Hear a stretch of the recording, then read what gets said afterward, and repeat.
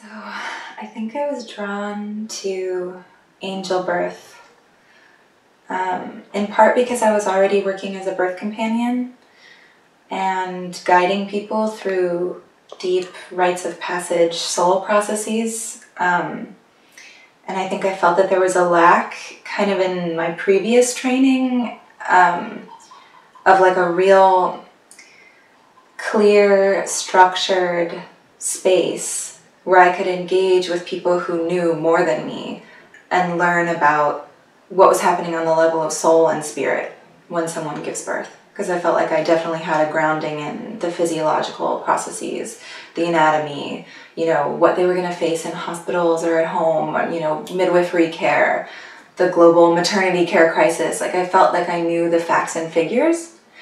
And yet I felt a really deep need to engage more intelligently and skillfully with the spiritual and soul process as it was.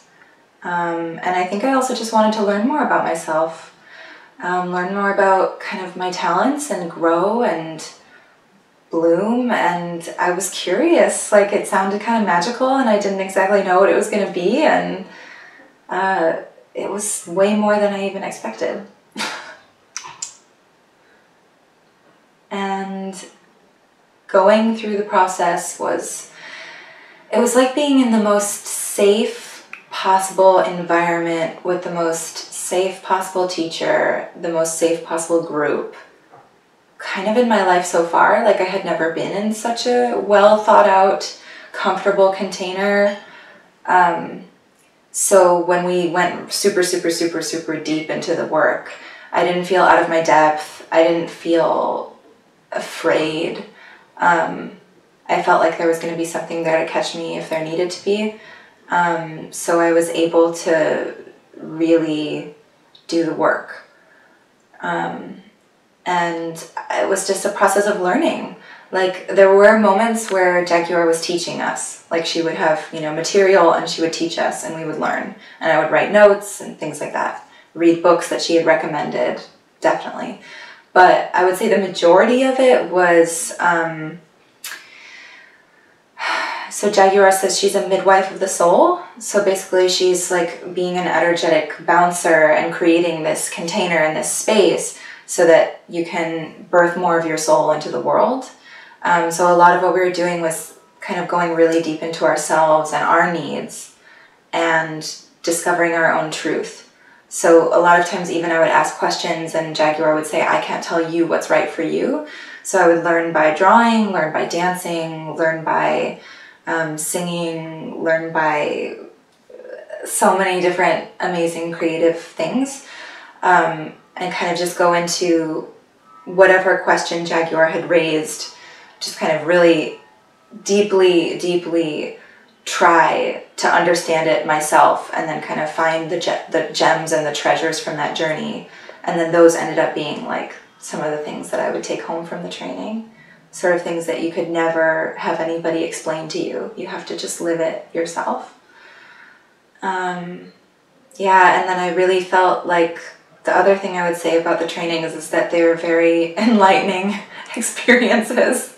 I don't know how else to say it. I know that sounds a little bit hippy-dippy, but like a lot of light was streaming in. And, you know, clarity came to things that I had been doing or not doing for many, many years. You know, kind of habits and patterns and ways of seeing the world that I was able somehow through these processes and through Jaguar's leadership and teaching to kind of start to just explode and expand and kind of change the patterning of, to make my life more fruitful and more open and less limited and less fearful. So yeah, I've really seen the birth of myself as a creative individual much more since going through these trainings.